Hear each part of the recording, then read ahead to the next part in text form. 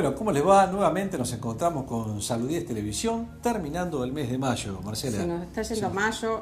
El hemos- invierno se nos acerca supuestamente por fecha de calendario, porque lo que es de frío, Hay realmente bastante frío, hay muchas gripes, hay muchas bronquitis, neumonías, cuídense por favor. Este mes les hemos dado consejos de muchas patologías. Bien, yo le hice una nota a una licenciada en psicología, Micaela Tonel, sobre un tema ansiedad. Ansiedad.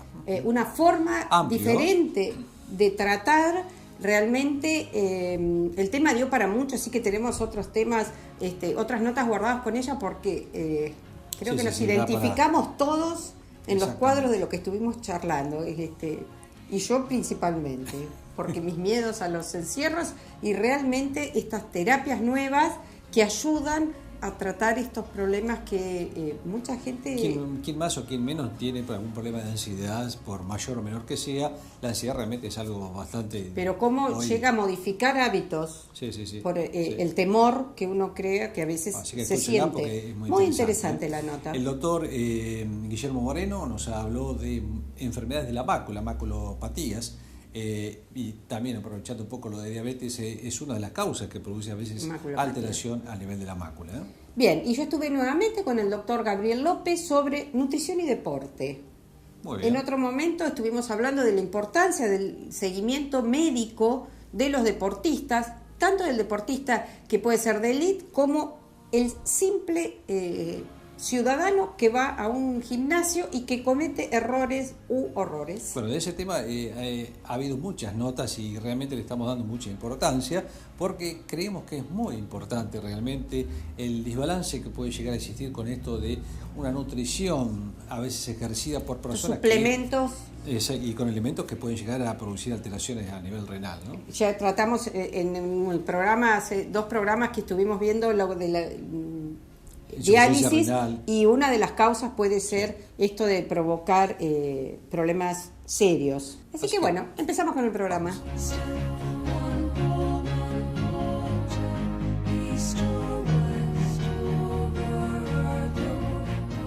Bien, como dijimos en la presentación del programa, hoy nos acompaña una licenciada en psicología, Micaela Tonel, y el tema que vamos a tratar hoy es el tema de la ansiedad.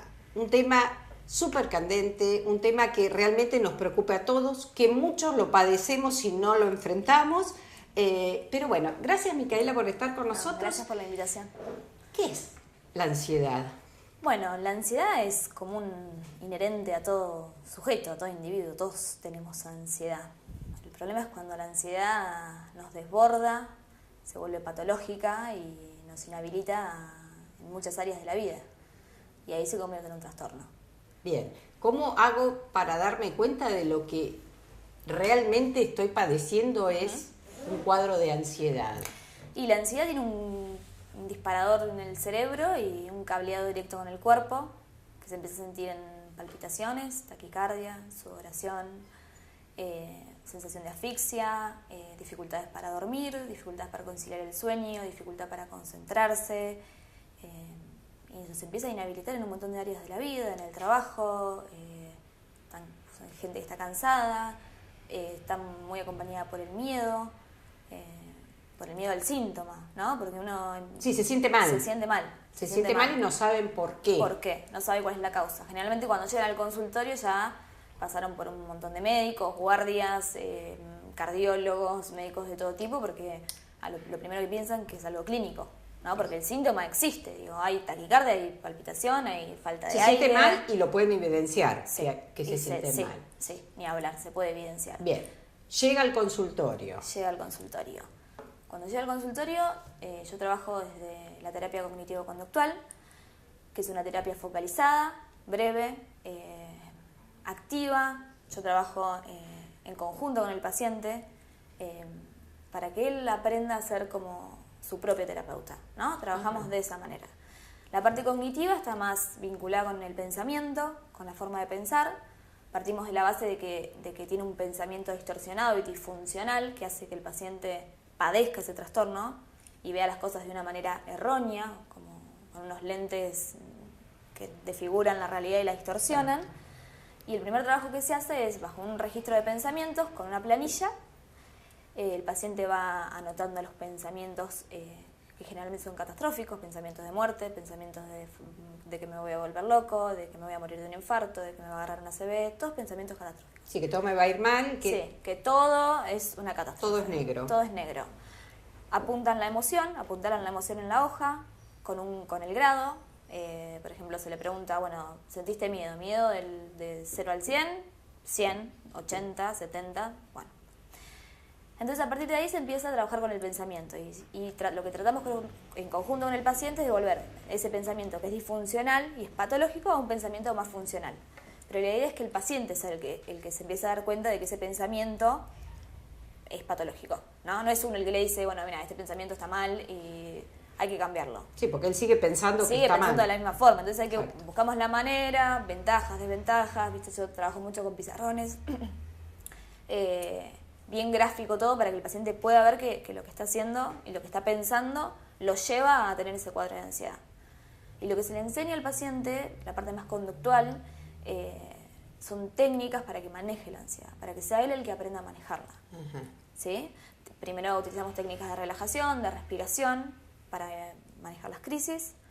Y después se enseñan técnicas, dependiendo del caso, dependiendo del trastorno, porque digo, en trastornos de ansiedad nos podemos encontrar con fobias específicas, como, no sé, un fóbico a las cucarachas, un fobia social, que es la gente que le tiene miedo a la exposición ante la gente, los ataques de pánico, que son por ahí el auge de este momento, el trastorno de ansiedad generalizada, que está caracterizado por preocupaciones excesivas, constantes, rumiaciones, o sea, todo el tiempo la cabeza llena de preocupaciones y esto le genera ansiedad. Y el trastorno obsesivo compulsivo, que si bien hoy en día en la psiquiatría no está dentro de los trastornos de ansiedad, es un trastorno ansiógeno porque, bueno, el pensamiento obsesivo levanta la ansiedad y el ritual obsesivo, por ejemplo, el lavado de manos compulsivo todo el tiempo. Esto es lo que se llama el TOC. El TOC es lo que baja la ansiedad. Entonces, la segunda parte es más conductual y lo que hacemos es exponer al paciente, una vez que ya está preparado, después de varias sesiones, de que entendió lo de los pensamientos, de que los pudo cambiar, pudo virar su manera de pensar, es exponerlo a la situación temida. ¿Sí? Exponerlo a lo que le teme. En las fobias al objeto temido, en una fobia social al público, en un ataque de pánico a las sensaciones corporales, que es a lo que le teme el paciente con pánico. Bueno, y así sucesivamente. Lo vamos exponiendo desde lo menos ansiógeno a lo más ansiógeno para lograr que el paciente le pierda el miedo y entienda que la ansiedad es un constructo que crece y decrece, que la ansiedad como sube, baja, ¿sí? O sea que es cuestión de que el paciente aprenda a manejarla. Eso es lo que tratamos de trabajar. Vas hablando y yo voy acordando de que, bueno, evidentemente yo tengo un cuadro que es el miedo al encierro.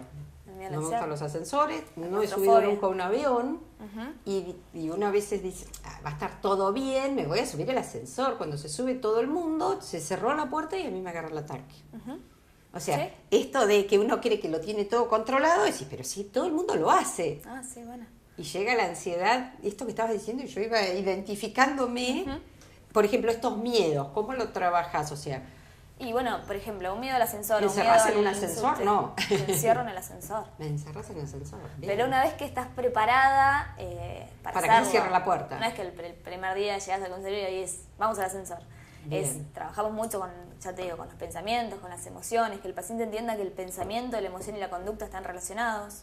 Uno piensa algo, que a veces el pensamiento es tan fugaz que ni siquiera lo pesquisamos.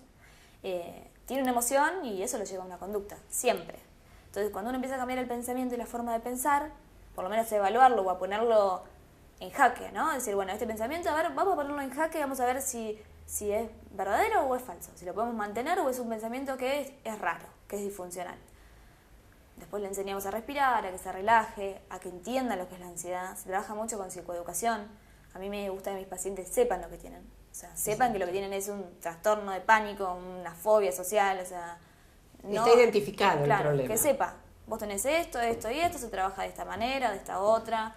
A veces le doy libros para que lean sobre el tema, ¿no? Como un diagnóstico bien claro y que lo puedan manejar. ¿Necesitan medicación? Obvio que no estamos hablando que vos los vayas a medicar, obviamente porque sabemos que la psicología no medica. pero requieren a veces el acompañamiento psiquiátrico. La mayoría de las veces sí. La mayoría de las veces sí, hay veces que no, y hay veces que es requisito indispensable del tratamiento. O sea que yo, si no va a un psiquiatra, por ejemplo, hay casos graves que si no acepta ir al psiquiatra no se puede trabajar, porque es el síntoma continuo. Y el medicamento realmente tiene un componente que funciona en el cerebro y hace que los neurotransmisores empiecen a funcionar bien. Y además aplaca el síntoma para que el psicólogo pueda trabajar. No es para toda la vida, ni es tan catastrófico como se piensa, es necesario. Sí, es necesario el tratamiento. En la mayoría de los casos es necesario, en otros no. Exacto. Cuando vos hablabas de los TOC, esto que realmente cuando la palabra empezó a estar más en tapete o bueno, a través de una obra de teatro que creo que nos identificó a todos. Sí. Todos tenemos TOC. ¿Cuántos tenemos TOC? Todos tenemos TOC. Y no nos damos cuenta esto del orden de salir de la casa y volver a revisar si cerré, si volví a hacer una cosa. Todos Estas conductas no están dentro de lo patológico todas. No, lo patológico se determina cuando el paciente empieza a dejar de hacer cosas por la enfermedad. Sí. Ahí es cuando uno tiene que decir, bueno, algo está pasando. O sea, yo no puedo llegar una hora tarde del trabajo porque necesito ver 500 veces si cerré la llave, o tengo que entrar a ver si cerré la llave del gas y llego una hora tarde del trabajo. O no puedo exponerme a dar un examen porque me pongo frente al alumnado y me ahogo. Ahí es cuando uno tiene que empezar a abrir el ojo. Este tratamiento que vos hacés, esta técnica, sirve ahora que nombrás dar un examen. El pánico, los cuadros de los chicos cuando van a dar un examen, desde la escuela hasta la facultad. ¿Cuántos han fracasado en el ingreso a la facultad por la cuestión de los finales? La última materia. ¿Esto realmente sería productivo para estos chicos que tienen miedo o que no pueden dar un examen, que se olvidan y que se bloquean? Se bloquean automáticamente. Sí, es súper útil. Porque además es una terapia que se centra en el problema. O sea, nosotros nos centramos en, bueno, vamos a sacar el síntoma. Sacamos el síntoma y después todo lo que queda, porque más allá del síntoma, del trastorno, generalmente la mayoría de la gente tiene otros problemas, después le charlamos. Pero hoy centrémonos en esto, en este problema que es urgente, porque la gente que tiene un trastorno de ansiedad la pasa mal, padece del trastorno de ansiedad. Y hoy en día, por suerte, digo, los médicos lo pesquisan enseguida, se dan cuenta enseguida y los mandan al psicólogo. Acortan el tiempo. Antes, hace 20 años atrás, podías estar años con un ataque de pánico que nadie sabía qué era. Hoy, por suerte, te los mandan enseguida, entonces, bueno, uno los puede agarrar con tiempo. Si no, eso se vuelve crónico y se vuelve cada vez más difícil y se acostumbran a esta situación. Terminan encerrados. Hay gente que está 5 años sin salir de la casa porque a todo le tiene miedo, empieza a tener el miedo, se vuelve el miedo lleva al miedo, ¿no? Esta cuestión del miedo al miedo, ya no sé si es el ataque de pánico o es el miedo a que me agarre y se vuelve todo un círculo que no lo paras más. Los hipocondríacos también serían un cuadro de TOC, un cuadro de esto de enlazarse a cambiar el diagnóstico constantemente o a buscarlo. Sí. No está dentro de los cuadros de ansiedad, pero los cuadros de ansiedad a veces tienen comorbilidad, o sea, vienen enganchados en combo con muchas veces con hipocondríaco, sobre todo los TOC. Hipocondríaco, avisamos que, o sea, serían estos pacientes que creen que están enfermos y agotan un diagnóstico y constantemente al rato, todo el tiempo. Cuando ven que van pasando los diagnósticos y es negativo, buscan uno próximo. Y bueno, el TOC tiene mucho de esto. El TOC tiene mucho de esto, de la cuestión de las enfermedades, de la contaminación, de la suciedad. Es el más común, por ejemplo, es el TOC más común, es el vinculado a la enfermedad. Sí, también un poco va en la parte de lo que estamos haciendo de prevención. Pasamos en campañas de prevención que nos acosan de lavarnos las manos y se lograron un montón de TOC de gente obsesiva por lavarnos las manos y siempre existió la contaminación. Siempre. Y todos estos comerciales de marcas conocidas, desinfectantes, por favor, ¿viste? Esos bichos que pareciera que te van a manejar la vida y de pronto... Bueno, los TOC es lo primero que se le hace, tirar el desinfectante, cortarla con la lavandina, ¿viste? Esto hay que de creer que todo está solucionado. Que todo está sucio, que todo está contaminado, ¿viste? Y te das cuenta porque te ponen la mano en el escritorio y alcohol en gel. Exacto, toman esas actitudes. Sí. Y los trastornos de ansiedad depende cómo vienen, van a una fobia, a un pánico, a un TOC, a un trastorno de ansiedad generalizada, que parece el cuadro más complejo porque es una ansiedad constante. Bien. El tema realmente es súper interesante y todos nos sentimos identificados con alguna de las situaciones que toca Micaela, pero bueno, agradecemos por este programa que estés con nosotros y seguramente de acá vamos a tener una próxima nota con temas que nos interesan mucho. Gracias, Micaela, y seguimos en Salud 10.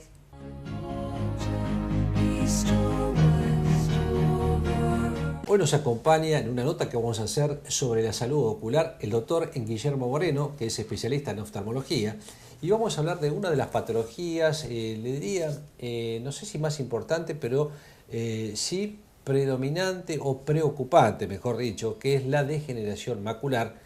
Y para eso, Guillermo, gracias por estar con nosotros en Salud 10 nuevamente. Gracias a vos, Simón, por invitarme. Te vamos a preguntar un poco a ver qué es la mácula, que dónde está ubicada la mácula. Muchas veces la gente dice, bueno, tengo una enfermedad que me afectó la mácula. ¿Qué es eso? Bueno, vamos a tratar de explicarlo lo más simple posible.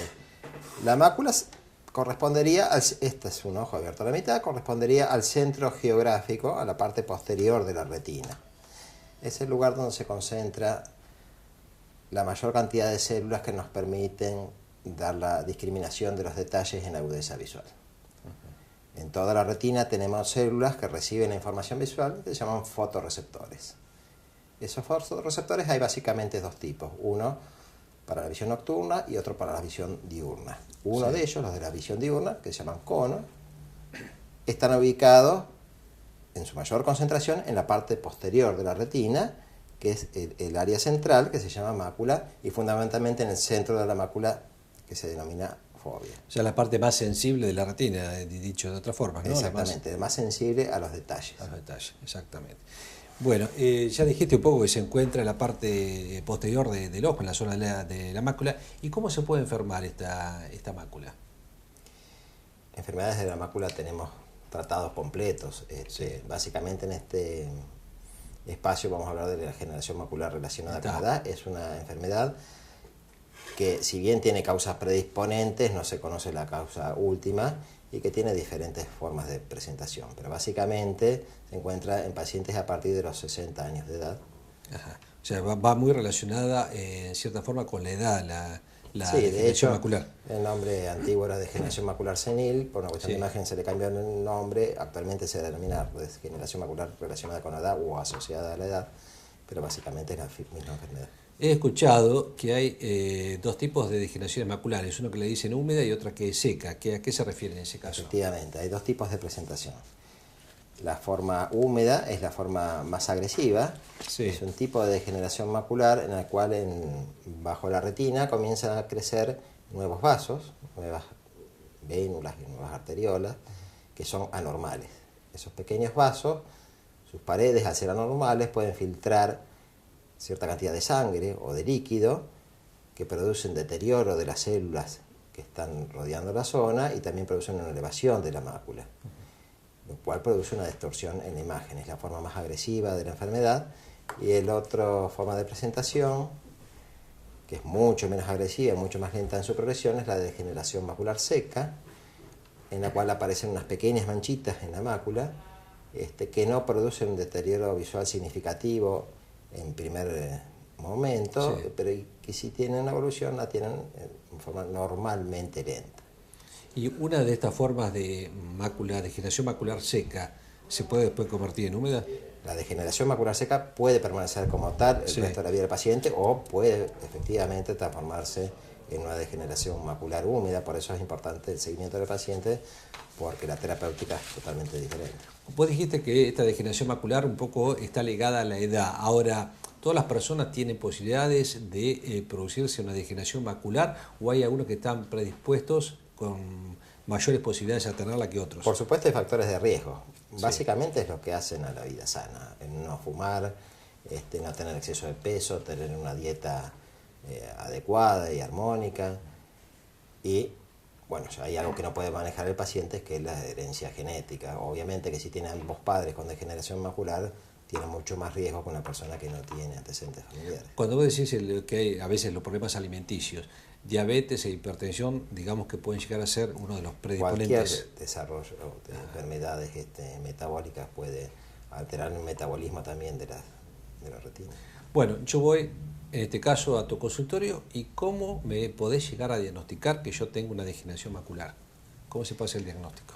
Bueno, hay muchos pacientes que no saben que tienen una degeneración macular porque si el caso es un caso leve, una degeneración macular relacionada con la edad seca y es unilateral, o sea, se presenta en un solo ojo, el paciente, si está viendo perfectamente bien del otro, está ignorando la presencia de esa enfermedad. Entonces, muy importante en el examen oftalmológico examinar obviamente cada ojo por separado y no solamente la agudeza visual, sino también ver el estado de la retina. Es un examen que habitualmente se conoce como fondo de ojo. Sí. Como en el fondo de ojo, eso se puede llegar a visualizar. Sí, se visualizan algunas alteraciones, que son signos, o sea, es lo que vemos los médicos. Después están los síntomas, que es lo que ve el paciente como cosa extraña que antes no le sucedía. Para eso disponemos de diferentes métodos. Por supuesto, la determinación de la agudeza visual, un test muy simple que se llama test de Amsler. Acá te traje dos, bueno, puede ser en negro o en blanco, que básicamente es un papel cuadriculado con líneas rectas, horizontales y verticales, que se le muestra al paciente a ver si las ve como tales, o sea, como horizontales o verticales, y se denota la presencia de ausencia de algunos cuadraditos o de una mancha negra en alguna de las regiones. Es muy simple, se hace en segundos, y permite detectar un buen número de casos, sobre todo en los cuales los pacientes primariamente no estaban sintiendo ningún síntoma si el otro ojo estaba compensándolo en cierta forma. Bueno, ¿y esta degeneración macular tiene algún tipo de tratamiento, tanto húmeda como seca? ¿Son diferentes los tratamientos para una y otra? La degeneración macular senil o degeneración macular relacionada con la edad no tiene cura. Los tratamientos son tendientes a lograr la estabilización del cuadro o la progresión de los casos leves a casos más graves. Pero cura definitiva hoy por hoy no se le conoce, si bien se están haciendo estudios, que de eso a lo mejor hablamos en unos minutos, con células madres y cosas bastante sofisticadas. Pero tratamiento es básicamente un tratamiento de sostén. En la degeneración macular seca, el tratamiento es puramente sintomático. No, es básicamente de seguimiento y de aportes de antioxidantes y altas concentraciones de zinc, lo cual puede retrasar la evolución de la enfermedad, pero no curarla. Y ningún otro tratamiento mientras permanezca como seca. Si la degeneración macular seca se transforma en húmeda o si directamente se presenta como una húmeda, el tratamiento es diferente, debe ser más agresivo. ¿Y se puede frenar digamos, el progreso de la enfermedad? En cierta forma, si bien no se cura, como vos lo dijiste, pero se puede frenar. En algunos casos se puede frenar, pero ya sería un éxito si se logra hacer que el avance sea lo más lento posible para permitir una sobrevida con una buena calidad visual. Dijiste que hay investigaciones sobre este tema, ¿no es cierto? De que se está investigando de ver si se puede llegar a una cura con células madres, etcétera, etcétera. Contame algo de esto, a ver, que interesa para aquellos que por ahí lo tienen. Desde que estas investigaciones terminen de desarrollarse hasta que tengan una aplicación clínica práctica van a pasar probablemente décadas. No hay que esperar resultados, y esto es para las personas que probablemente estén padeciendo la enfermedad y sepan su diagnóstico. No van a aparecer en días o en semanas o en meses un resultado mágico. Se está investigando con células madres, que son células que se les indica cómo reproducirse para transformarse en las células que han sido deterioradas en la retina. Otros terapéuticos como la terapia génica, es la utilización de genes normales que se introducen en un virus vector que se introduce en el ojo para lograr que directamente en los fotorreceptores, para lograr que transformen su carga genética y normalizarse, pero hoy por hoy no disponemos de ese tipo de tratamiento. ¿Qué se hace hoy? Bueno, hay tratamientos más antiguos y más modernos. El tratamiento más antiguo era, por ejemplo, en el caso de esos vasos anormales que estaban creciendo, era la fotocoagulación con un rayo láser, que quemaba el vaso que está sangrando o que está filtrando, pero también quema tejido sano, no discrimina. Y aparte es un tratamiento que no se puede hacer en la zona demasiado central porque es altamente peligroso de dejarse ver al paciente. Posteriormente a eso vino una terapia denominada terapia fotodinámica, donde se inyecta una sustancia en el brazo que llega a las células, a los vasos de la retina anormales y tiene cierta afinidad específica por esos vasos anormales. Interesante. Esos vasos después son iluminados con una luz especial y son destruidos esos vasos, pero no destruye el tejido sano. Está bien. Y es un tratamiento que puede repetirse varias veces. Y más específico. Y más específico. Pero siempre son tratamientos de sostén. Claro, eso que no son tratamientos curativos. Otro tratamiento bastante utilizado actualmente es la terapia antiangiogénica. ¿Qué es eso? Es una sustancia que se pone dentro del ojo y que lo que tiende es a inhibir la producción de nuevos vasos, de esos vasos anormales. Sí. Y en caso de haber edema o líquido acumulado entre las capas de la retina, reducir el edema. Qué bueno. Se ven bastantes buenos resultados. Pocas veces con una sola aplicación se logra una mejoría. Son terapias que normalmente requieren 2, 3, 4, 5 o 6 aplicaciones.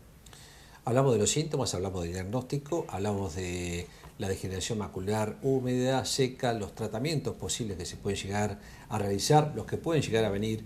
Ahora, ¿yo puedo tratar de prevenir esta enfermedad? ¿Hay formas de que puedo llegar a cuidar mis ojos para evitar que esto me ocurra? No hay forma de prevenir más que lo que hablamos al principio, que es tratar de mantener una vida lo más sana posible. En cuanto a evitar los hábitos tóxicos, evitar el sobrepeso o las comidas que no sean convenientes, y la parte genética lamentablemente es inevitable. Eso es inevitable. Guillermo, te agradezco mucho y bueno, fuiste muy claro de una patología que por ahí muchos no conocíamos, que es la degeneración macular, y bueno, estamos todo el mundo que tome conciencia de que estas patologías existen y que por ahí no sabemos que la tenemos, sino consultamos en forma periódica también al especialista. Gracias, Guillermo. Gracias, señor.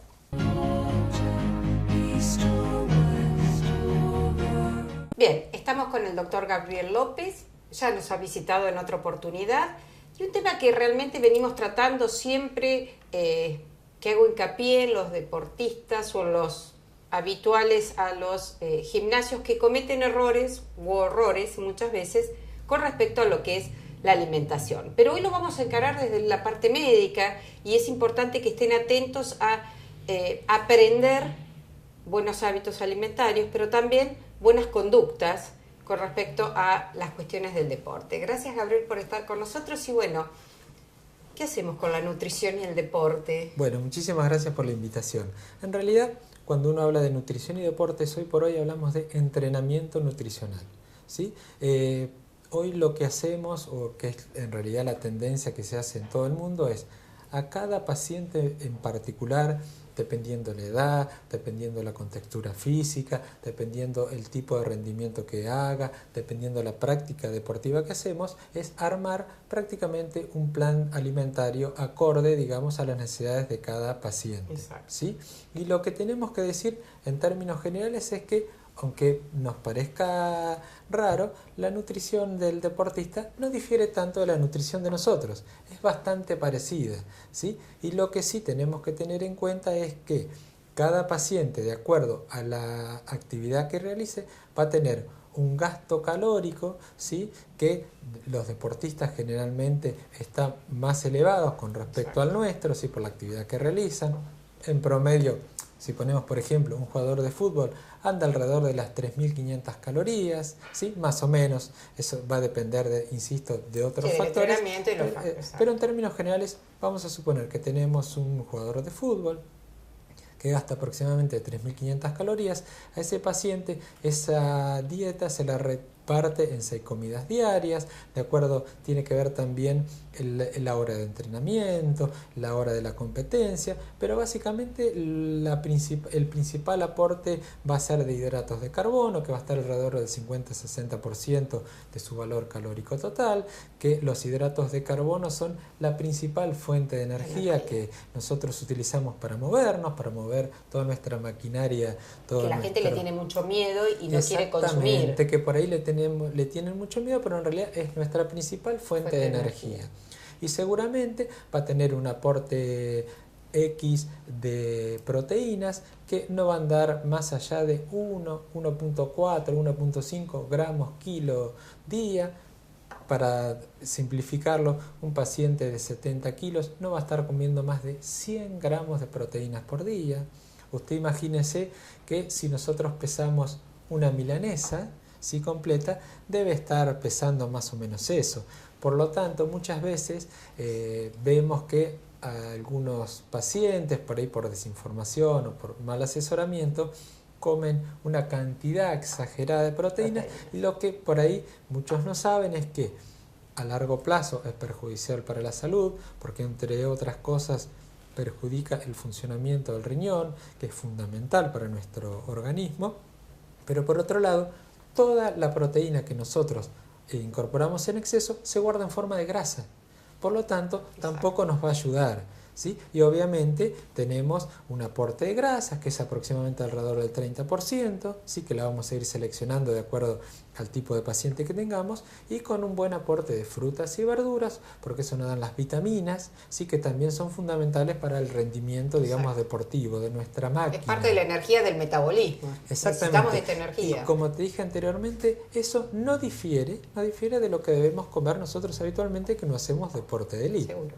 Ninguno de nosotros llegaría a comer 3.500, 4.000 calorías en la vida cotidiana si no hacemos un deporte. Si dejan de hacer el deporte, tienen que bajar el consumo. Exactamente, y eso muchas veces lo vemos, volviendo al ejemplo del fútbol, aquellos Los deportistas que dejan su práctica habitual y que en pocos años, en poco tiempo, en 3 o 4 años, se vuelven obesos, o con sobrepeso o obesos, ¿sí? Sí. Para que la gente entienda, nuestra dieta habitual debe andar alrededor de las 1.800 calorías más, calorías menos, depende de la actividad que nosotros hagamos, ¿sí? Un deportista obviamente requiere mucho más, como dije, 3.500, algunos hasta 5.000 calorías. Sí, un tenista quizás. Claro, pero eso depende del nivel de entrenamiento que ellos tienen, porque algunos se entrenan 8 o más horas por día, ¿sí? Nada que ver con la actividad que nosotros hacemos.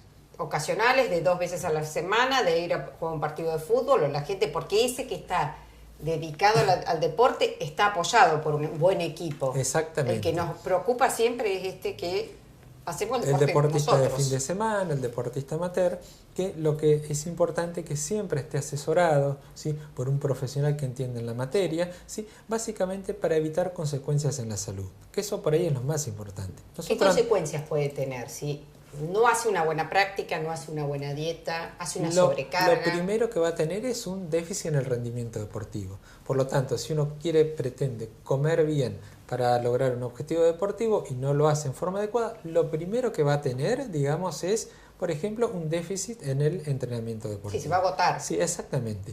La aparición temprana de fatiga está directamente relacionada con la mala nutrición, ¿sí?, o con la mala hidratación, porque dentro de la nutrición tenemos otro capítulo que es la hidratación deportiva, que es un eje fundamental para que el deportista, insisto, sea de bajo, mediano o alto rendimiento, tenga el resultado que obtiene. Y después vienen, obviamente, consecuencias para la salud: hipertensión, sobrepeso. Hay pacientes que por ahí tienen sobrepeso, inician una determinada práctica deportiva, se terminan lesionando alguna articulación, etcétera, etcétera.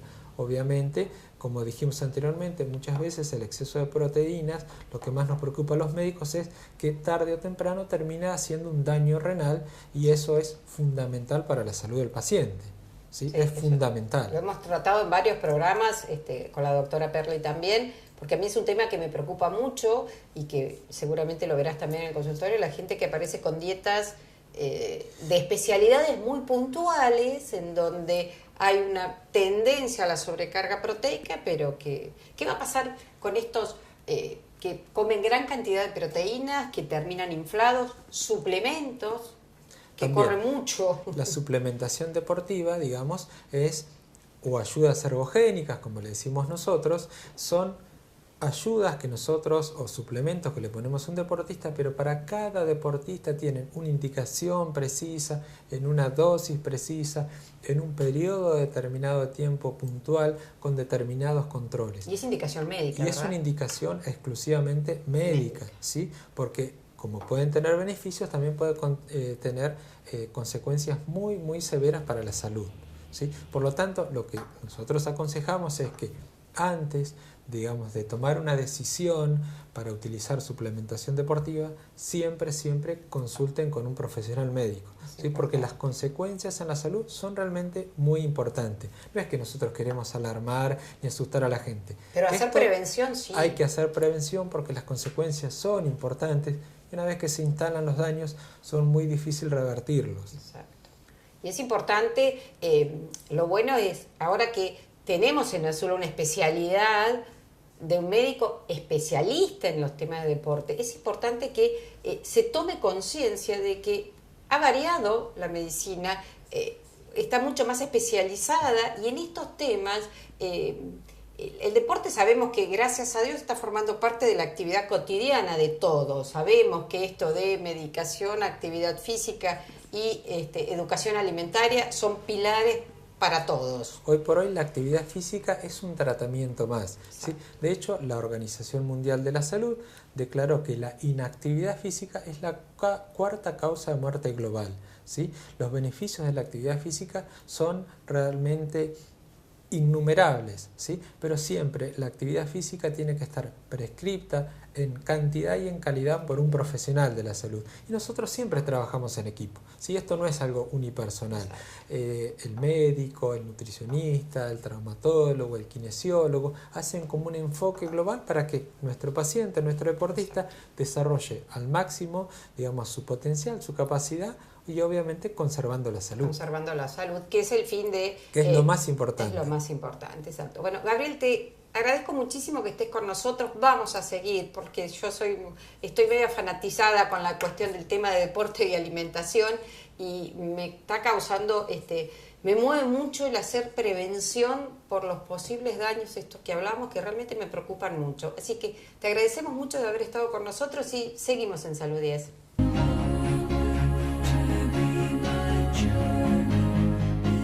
Llegamos al final del programa, muy interesante, vamos a estar ansiosos. Y bueno, vamos a tratar de controlar la ansiedad, ¿no? Estas técnicas que ayudan mucho a tratar lo que Micaela Tonel nos explicó, creo que va abriendo caminos para gente que piensa que la ansiedad o estos trastornos muy importantes, pues fíjate tipo que los problemas panicosos, psicológicos, la gente realmente cada vez le está dando más importancia porque nos estamos preocupando, ya sea por ansiedad, fobias, miedos, etcétera, etcétera, depresiones, por supuesto, y que llevan a alterarnos un poco el ritmo de todos los días. Y convengamos que son pacientes que van a las guardias continuamente hasta que terminan en un tratamiento psiquiátrico, pero hasta que descubren que lo que sienten realmente no es nada orgánico, pero que tienen síntomas y llegan al tratamiento, a veces pasa mucho tiempo y el paciente se desgasta, y el entorno familiar también. Y también hablamos con el doctor Guillermo Moreno, que es especialista en la oftalmología, de las enfermedades de la mácula a nivel ocular, donde tiene cierta relación también con diabetes, hipertensión, etcétera. Bien, nutrición. Perdóname, ¿no? Pero son también enfermedades silenciosas, ¿no? Porque realmente producen el deterioro se presenta y ya hay diagnóstico. Sí. Él mismo lo explicó, que por ahí uno puede tener una maculopatía en uno de los ojos y en el otro no, y no darse cuenta si no se hace un control habitual. Y que es muy simple diagnosticarlo. Hacer prevención.